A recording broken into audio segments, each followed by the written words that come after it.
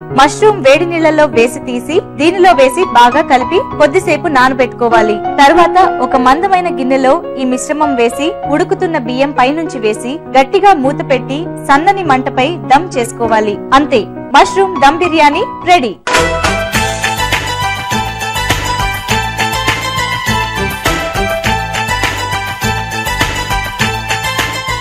Mushroom dum biryani taste కి రెడీగా ఉందండి. చూసి చెప్తాను ఎలా ఉందో. రాజు గారు మీరు కూడా టేస్ట్ చేయండి.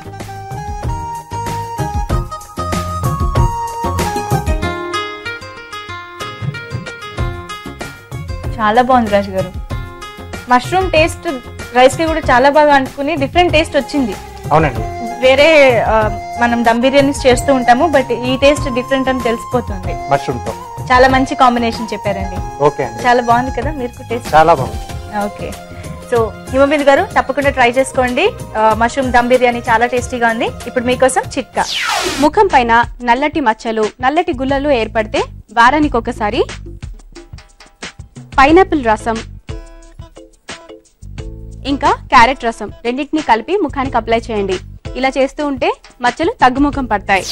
మరి హిమబిందు కోరుకున్నట్టుగా మష్రూమ్ దమ్ బిర్యానీ ఎలా తయారు చేయాలో తెలుసుకున్నాం కదా. మరి మీకు కావాల్సిన వంటకాలు కూడా మా ద్వారా తెలుసుకోవాలనుకుంటే మాకు మెయిల్ పంపించండి.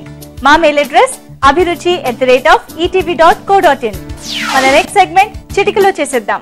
మరి ధనుర్మాసం సందర్భంగా రకరకాల ప్రసాదాలను ఎలా తయారు చేయాలో ప్రతిరోజు మనం తెలుసుకుంటున్నాం కదా. మరి ఈ రోజు ధనుర్మాస దివ్య ప్రసాదం చూద్దాం. ఇవాల్టి ధనుర్మాస దివ్య ప్రసాదం బెల్లం గారెలు. మరి ఎలా తయారు చేయాలో తెలుసుకుందాం.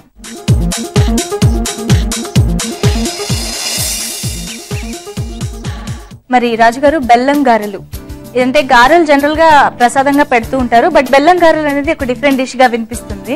సో ఈజీగా చేసుకోవచ్చా అండి ఇది? టైం కి ఈజీగానే చేసుకోవచ్చు, అంటే ఎక్కువ టైం ఏం పట్టదు, కొంచెం ప్రాసెస్ ఉంటుంది, బట్ మంచి టేస్టీగా వస్తుంది, టేస్ట్ ఉంటుంది. ఓకే, సో మరి ధనుర్మాస దివ్య ప్రసాదం బెల్లం గారెలు ఎలా తయారు చేయాలో తెలుసుకోబోయే ముందుగా ఇంగ్రీడియంట్స్ ఏంటో చూసేయండి. బెల్లం గారెలు తయారు చేసుకోవడానికి కావాల్సిన పదార్థాలు: మినపప్పు 2 కప్పులు, బెల్లం తురుము 1 కప్పు, మిరియాల పొడి 1 టీ స్పూన్, నూనె డీప్ ఫ్రై కి సరిపడా, ఉప్పు కొద్దిగా. కావాల్సిన పదార్థాలు చూసారు కదా. మరి బెల్లం గారెలు ఎలా తయారు చేయాలో తెలుసుకోబోయే ముందుగా చిన్న బ్రేక్ తీసుకుందాం రాజు గారు. ఎంటీఆర్ మసాలా అభిరుచిలో take a break. Welcome back to MTR masala Abhiruchi. మరి ముందుగా ఏం చేయాలి రాజు గారు? మనం ముందుగా మినపప్పును ఒక 2 గంటల ముందుగా నానబెట్టేసుకోవాలండి. దాని తర్వాత మిక్సీ పట్టి ఇలా గట్టిగా పేస్ట్ లా చేసి పెట్టుకోవాలి. ఒక మినపప్పేనా? కొంచెం ఉప్పు వేసుకున్నాం. ఓకే, సో ఇది రెడీ చేసి పెట్టేసుకోవాలి. సో ముందుగా మనం నూనె వేడి పెట్టేసుకున్నామండి, అంటే గారెలు వేసుకోవడానికి నూనె వేడిగా రెడీ ఉంటుంది.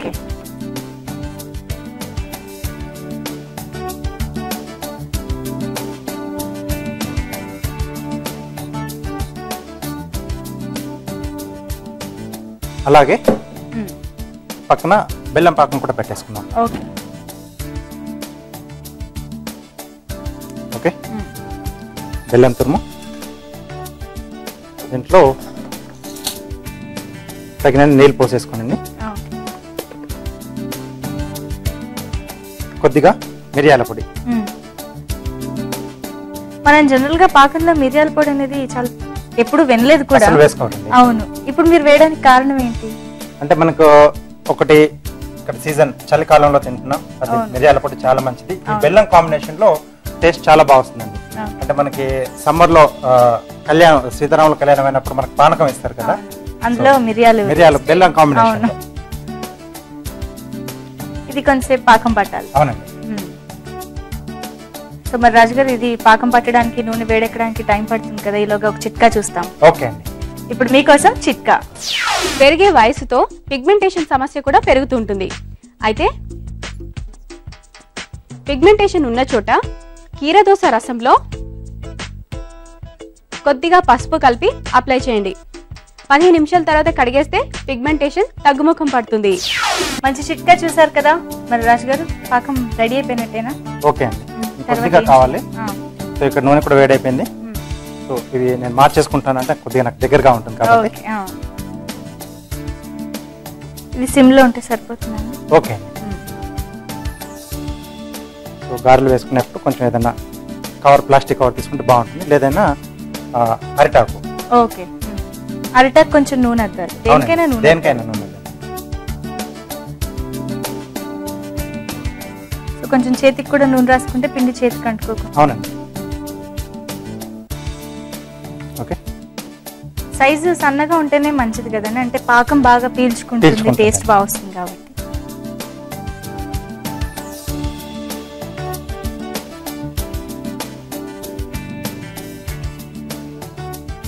అండ్ చాలా తక్కువ ఇంగ్రీడియంట్స్ కనిపిస్తున్నాయండి, లెక్క పెడితే 5 కూడా ఉన్నాయో లేవో ఇంగ్రీడియంట్స్ కదండి. కరెక్ట్ గా చాలా తక్కువ ఇంగ్రీడియంట్స్ తో ఈజీగా చేసుకోవచ్చు.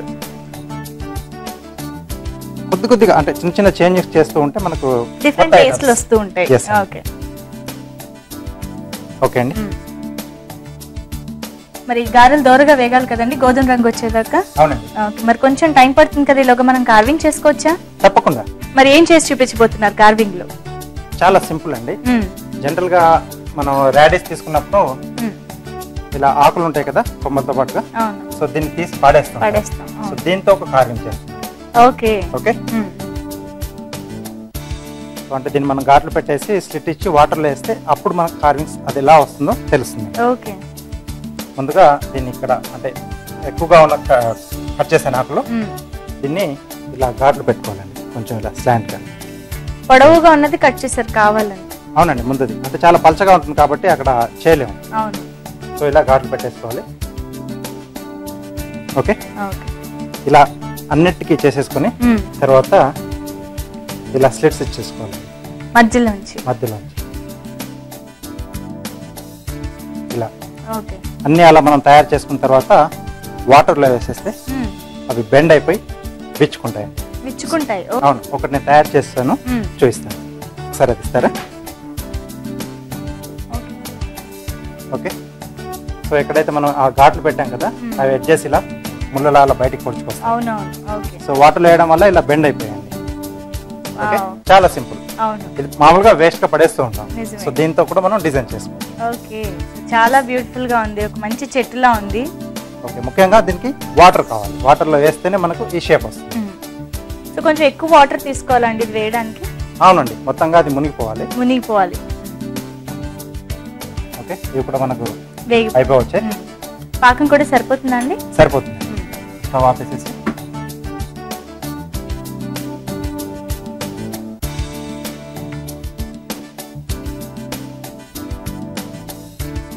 తిప్పాలా అండి మొత్తం పాకం? రెండు వైపులా.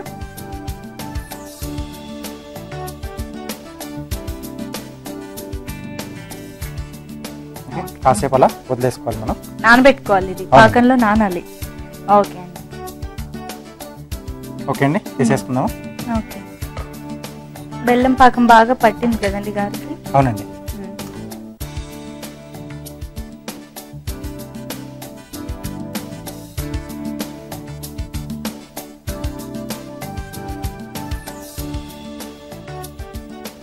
ఓకే.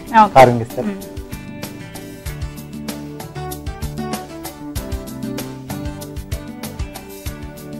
ఓకే. బెల్లం గారెలు రెడీ అండి.